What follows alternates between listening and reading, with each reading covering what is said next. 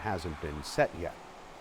Well, save our Fire Island beaches. That's the call from the town of Brookhaven officials to federal representatives today. They say the Army Corps of Engineers needs to provide emergency work on the shoreline. Our John Dowding saw some of the erosion earlier today and joins us live now from Patchogue with more. John, good evening.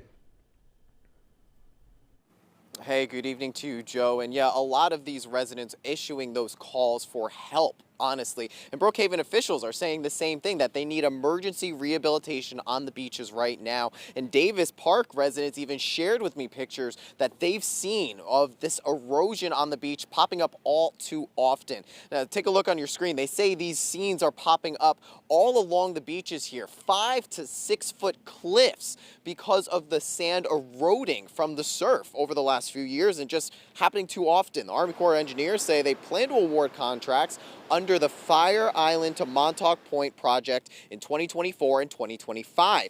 Brookhaven officials say equipment further west already on Fire Island needs to provide emergency repairs to beaches farther east now. This is a protective barrier. It's, you know, you're seeing them in New Orleans filling sandbags and putting it in front of their driveways, houses, or whatever to keep the water out. Fire Island is keeping the water out of homes on the south shore of Long Island. The equipment is going to be here. Just keep it here a little longer and helps to save these beaches, because another storm or 2 or 3 this winter will be devastating for Fire Island.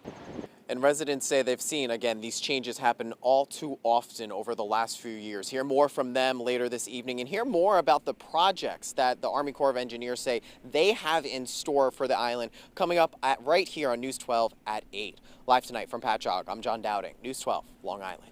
All right, John, let's hope those projects become a reality. Thank you for that live report. And while Davis Park